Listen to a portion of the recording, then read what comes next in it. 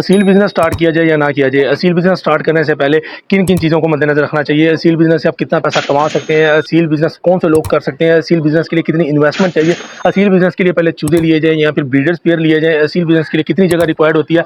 ये सब ऐसे सवाल आते हैं जो कि कभी ना कभी हमारे वो शौकीन भाई जो कि आज एक अच्छे लेवल पे शौक कर रहे हैं, उनके ज़हन में भी आए होंगे, या हमारे वो शौकीन भाई जो कि भी अपना शौक स्टार्ट करना चाह रहे हैं, उनके ज़हन में भी ये सवाल आते होंगे। आखिर इनके जवाबात क्या हैं? अस्सलाम वालेकुम दोस्तों, कैसे हैं आप सब? उम्मीद है आप सब ठीक होंगे, खैर-ओ-आफ़ियत से होंगे, जहाँ भी होंगे खुश होंगे। दोस्तों, मेरा नाम है अब्दुल मोइद अब्बास और आप देख रहे हैं मेरा YouTube channel Moid Abbas bird. दोस्तों, अगर आपने अभी तक मेरे चैनल को सब्सक्राइब नहीं किया हो तो काइंडली यार भाई के चैनल को सब्सक्राइब कर लीजिए, वीडियो को लाइक कर दीजिए एंड बेल आइकन को प्रेस कर दीजिए, ताकि इन फ्यूचर भी यार आपको ऐसी इन्फॉर्मेटिव वीडियोज़ हैं वो देखने को आसानी मिलती रहे। तो बकायदा अपनी वीडियो का आगाज़ करते हैं। तो यार अपनी वीडियो में हम कुछ इस तरीके से आज डिस्कस करेंगे, जिस तरह कहते हैं ना कि इंसान पहली सीढ़ी चढ़े बगैर आखिरी सीढ़ी नहीं चढ़ सकता। तो इसी तरीके से हम स्टेप बाय स्टेप जो है ना, मैं आपको इसके बारे में गाइड करूंगा कि किस तरीके से कौन कौन सी चीज़ें रिक्वायर्ड होती हैं असील बिज़नेस के लिए। दोस्तों, सबसे पहले तो असील बिज़नेस करना चाहिए शौकीन बंदे को, जो कि एक शौकीन हो। असील बिज़नेस की पहली शर्त यह है कि अगर आप असील का शौक करना चाह रहे हैं या असील का बिज़नेस करना चाह रहे हैं, तो सबसे पहले आप एक अच्छे शौकीन होने चाहिए।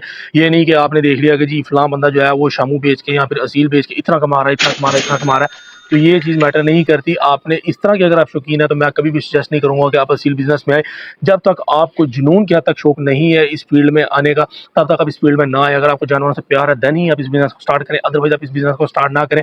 नहीं तो आपको लॉस ही लॉस होगा, प्रॉफिट के चांस बहुत कम होंगे।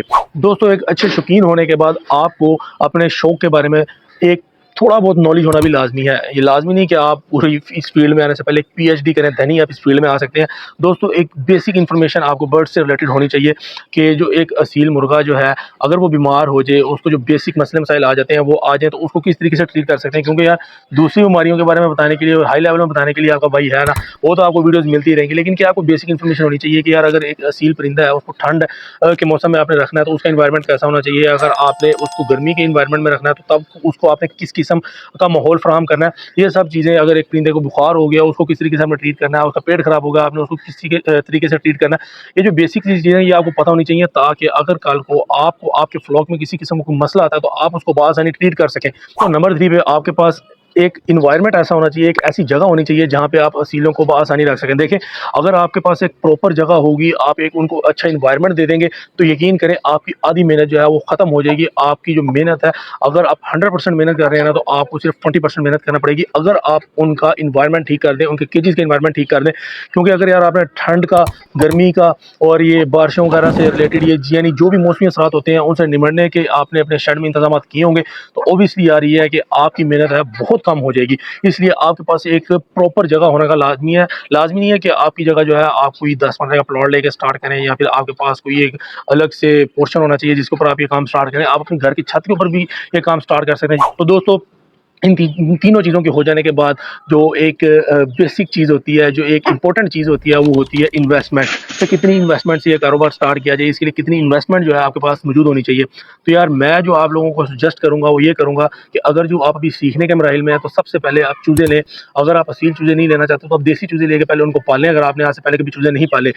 अगर आपने चूज़े पाले हुए हैं, आप जानते हैं कि चूज़ों को किस तरीके से पाल सकते हैं, देन आप चूज़ों से स्टार्ट करें। आप एक अच्छी नस्ल के ब्रीडर के चूज़े लें और उससे आप अपना शौक स्टार्ट करें। जब आप चूज़े लेंगे, तो आपको ऑब्वियसली ज़ाहिर-सी बात है यार, जो जानदार चीज़ है उसका शौक जो है वो बड़ा ही एक रिस्की काम होता है। क्योंकि देखिए, अगर जो आप फॉर एग्ज़ाम्पल 1.5 लाख का, लाख का, 40,000 का, 50,000 का पेयर ले लेते हैं, और अल्लाह ना करे कि वो घर लाने के बाद किसी भी वजह से उसकी डेथ हो जाती है, तो वो आपका लॉस ही लॉस है, और एकदम इतना ज़्यादा लॉस जो है नए शौकीन के लिए बर्दाश्त करना मुश्किल होता है। इसलिए मैं सजेस्ट करूँगा कि सबसे पहले आप अच्छी नस्ल के जो है वो चूज़ों का पेयर लें और उससे अपने शौक को स्टार्ट करें, ताकि अल्लाह ना करे कल को कोई ऐसा मिसहैप होता भी है, कोई मसला आता भी है आपके फ्लॉक के अंदर, आपके बर्ड्स को, तो आपको उतना नुकसान नहीं उठाना पड़ेगा जितना कि आपको एक ब्रीडर पेयर का उठाना पड़ेगा। तो अब हम बात कर लेते हैं कि आपने चूज़ों से स्टार्ट कर लिया, चूज़े कितनी खुराक खाएँगे, कितनी देर में बड़े होंगे, क्या होगा? यार दोस्तों, मैं बात करता हूँ कि एक अडल्ट मेल और फीमेल जो होते हैं ना असीलों के अंदर, वो तकरीबन 100 से 150 ग्राम बाजरा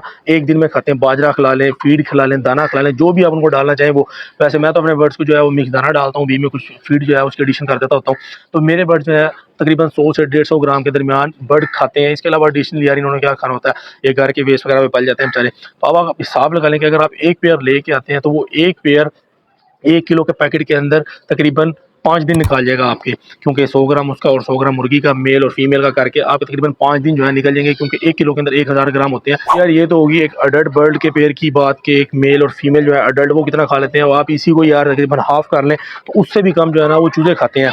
और इनकी अगर मेडिकेशन वगैरह भी आप डाल लें तो यार अगर आप 1 महीने का खर्चा लगा लें, आप 1 किलो फीड लेके आए, आपके एक बर्ड ने 10 दिन वो खाई, तो आपका 300 रुपये, ज़्यादा से ज़्यादा आप 400 रुपये का खर्चा जो है ना एक बर्ड का लगा लें मेडिकेशन के साथ 1 महीने का। आपने ये कर लिया, आपने बर्ड बड़े कर लिए, अब मुर्गी कितने अंडे देगी, आप उनको कहाँ सेल करेंगे, और अगर आप चूजे निकलवाते हैं तो उनको आप कहाँ सेल करेंगे, और कौन सी नस्ल के बर्ड आपको रखने चाहिए जिनका मार्केट में ज़्यादा ट्रेंड है, अब इस पर बात करते हैं। पाकिस्तानी फीमेल जो होती है वो 10 से 15 अंडों की कैपेसिटी रखती है अपने एक क्लच के अंदर। जब आपकी फीमेल 15 अंडे दे दे, उसके बाद वो कुड़क पे आ जाएगी। कुड़क पे आने के बाद आप उसको अगर मुर्गी को अंडों में बिठा के अंडे हैच करवाते हैं तो तकरीबन ये कोई 2 महीने का प्रोसेस होता है कि जब मुर्गी अंडों में से बच्चे निकालती है, निकालने के बाद कोई 15-20 दिन महीना उसके साथ रहती है, दोबारा फिर वो अंडों पे आती है। तो इस तरह तकरीबन आपको 2 महीने लगेंगे। और अगर आप मुर्गी से अंडे लेके इंक्यूबेटर मशीन के अंदर अंडे निकलवा लेते हैं और मुर्गी को दोबारा से आप मेल के साथ लगा देते हैं तो तकरीबन कोई 2 हफ्ते के अंदर मुर्गी दोबारा अंडों पे आ जाएगी। तो अगर आप क्योंकि नए शौकीन है, नया शौक स्टार्ट करें, तो मैं तो सजेस्ट नहीं करूँगा कि आप इंक्यूबेटर मशीनें ला के रखें।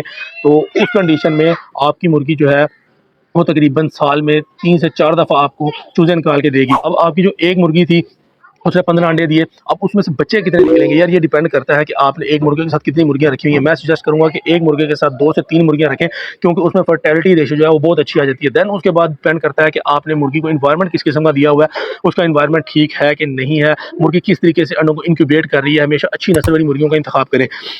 तो अगर मुर्गी अच्छे तरीके से बच्चे निकाल लेती है, आप सपोज कर लें कि आपके जो है वो 10 बच्चे निकल आए 15 अंडों के अंदर से, 5 अंडे आपके एक्सपायर हो गए, 10 बच्चे आपके निकल आए, 10 के अंदर से भी आप सपोज कर लें कि 2 बच्चे जो है उनकी मोर्टेलिटी होगी, वो बच्चे जो है एक्सपायर हो गए, पीछे बच के आपके पास 8 बच्चे। अब 8 बच्चे डिपेंड करता है कि आपने कौन सी ब्रीड ली थी उसके ऊपर। अगर जो दोस्तों मैं इस टाइम जो शौक कर रहा हूँ, मैं कर रहा हूँ पेपर वाइट हीरा सील के अंदर। हीरा सील एक अच्छी नस्ल का रखा है मेरे पास, जिस तरह का वो पता है। मेरा सुल्तान जो है वो पैरेट बीक और सिंधी के क्रॉस में माशाल्लाह, तो इसका एक बच्चा मार्केट में आप बासानी एक हफ्ते का 2500 से 3000 रुपये का सेल कर सकते हैं। तो इसी तरह आप 8 बच्चों का हिसाब लगा लें तो आपको आइडिया हो जाएगा कि आपकी एक मुर्गी आपको एक हफ्ते के अंदर कितना प्रॉफिट देके जा सकती है। तो ये होगी बच्चों की बात कि इतने में आपके बच्चे सेल हो सकते हैं। अगर आप बच्चों पे मेहनत नहीं करना चाहते, अंडे सेल करना चाहते हैं, तो अंडे कितने के सेल होंगे दोस्तों। जिस तरह के मैंने आपको पेपर वाइट हीरा सील की मिसाल दी, इसी तरीके से यार ये है कि अगर आप इन्हीं के अंडे सेल करें तो मार्केट में एक अच्छी हीरा सील का अंडा 500 से 1200 रुपये तक का सेल होता है।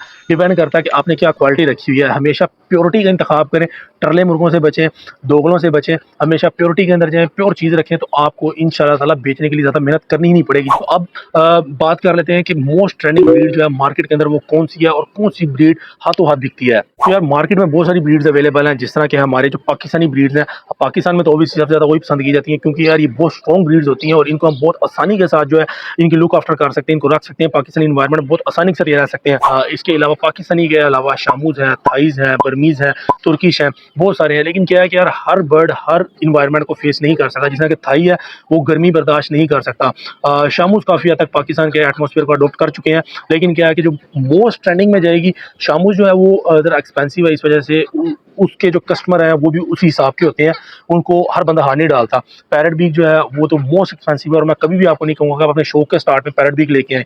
आप जब अपना स्टार्ट ले रहे हैं तो अपने स्टार्ट में कोई भी पाकिस्तानी ब्रीड उठा लें, उसको अपना हाथ सीधा करें, देन आप बेहतर से बेहतरीन की तरफ जाएँ। और अगर आप थोड़ा बहुत जानते हैं इन बर्ड्स के बारे में, आपके पास एक अच्छा इन्वायरमेंट है, शौक है, नॉलेज है, देन आप पाकिस्तानी हीरा ब्रीड से स्टार्ट कर सकते हैं, आप मियाँ वाली हीरा ब्रीड से स्टार्ट कर सकते हैं, आप सिंधी हीरा ब्रीड से स्टार्ट कर सकते हैं। आप कोई क्रॉस में अगर जिस तरह के मेरे पास सुल्तान है पैरेट बीक और सिंधी का माशाल्लाह बहुत ही खूबसूरत बर्ड है, आप इस तरह की ब्रीड जो है हीरा की स्टार्ट कर सकते हैं, क्योंकि हीरा मोस्ट ट्रेंडिंग कलर है। भले वो शामूज में है, भले वो पैरेट बीक में है, भले वो पाकिस्तानी में है, भले वो किसी भी ब्रीड में है ना, तो हीरा कलर जो है, वाइट कलर जो है वो मोस्ट ट्रेंडिंग कलर है। अगर आप वाइट कलर का बर्ड लगाते हैं और उसके चूजे अंडे सेल करते हैं तो हाथों हाथ सेल होंगे। अब आखिर पे बात ये करते हैं कि इनको हम सेल करेंगे कहाँ। ये ऑथेंटिक बायर से चीज़ है वो परचेज करें और उनको पूछें कि सर अगर हमने ये सेल करने हो तो आप हमारे सेल करवा देंगे, क्योंकि यार अगर एक बंदा मार्केट में बैठा हुआ है, उसका एक नाम है, तो ऑब्वियसली उसको बहुत सारे लोग जानते होंगे, उसके पास कस्टमर भी होंगे। अव्वल तो वही आपकी चीज़ सेल करवा देंगे। अगर वो आपकी चीज़ सेल नहीं करवाते तो हमारे पास दूसरी मार्केट प्लेस हैं, जिस तरह कि आप फेसबुक ग्रुप्स के अंदर ऐड लगा सकते हैं, व्हाट्सएप ग्रुप्स के अंदर ऐड लगा सकते हैं, आप OLX के ऊपर ऐड्स लगा सकते हैं, जहाँ पे आप इन चीज़ों को सेल कर सकते हैं।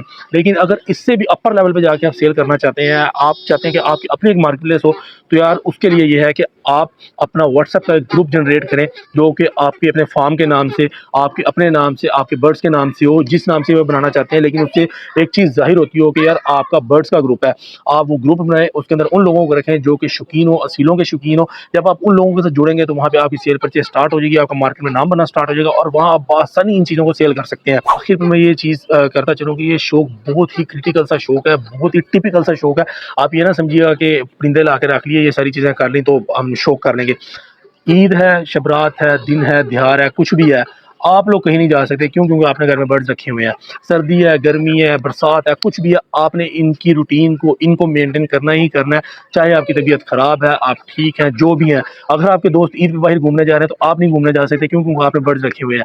ये सारी चीज़ें जो हैं, इनको मैनेज करना पड़ता है। अगर आप ये मैनेज कर सकते हैं, तो यार बहुत अच्छा शौक है। इससे आप बहुत अच्छा रेवेन्यू जनरेट कर सकते हैं और अच्छे तरीके से आप ग्रो कर सकते हैं। मैं बेसिकली शौक कर रहा हूँ, इसलिए मैंने जस्ट अपने बर्ड्स में शौकिया तक रखे हुए हैं। कभी मेरे पास ब्रीड हो तो मैं सेल कर देता हूँ, अदरवाइज़ मैं अपने बर्ड्स सेल नहीं करता। इसलिए मेरा शौक है। मैं आपको अपना रेवेन्यू नहीं बता सकता कि मैंने इससे कितना कमाया और कितना मैंने नुकसान करवाया। उम्मीद करता हूँ कि यार आपको वीडियो को समझ आई होगी, आपने वीडियो से लाज़मी कुछ ना कुछ सीखा होगा। दोस्तों, अगर आपने कोई एक सिंगल चीज़ मेरी वीडियो से सीखी है, तो काइंडली यार भाई के चैनल को सब्सक्राइब कर दीजिएगा, वीडियो को लाइक कर दीजिएगा एंड बेल आइकन को प्रेस कर दीजिएगा, ताकि इन फ्यूचर आपको ऐसी इन्फॉर्मेटिव वीडियो देखने को बआसानी मिलती रहे। तो इंशाल्लाह ताला फिर से एक इन्फॉर्मेटिव वीडियो में आपसे मुलाकात होगी। तब तक के लिए भाई को दीजिएगा इजाज़त। अल्लाह हाफ़िज़।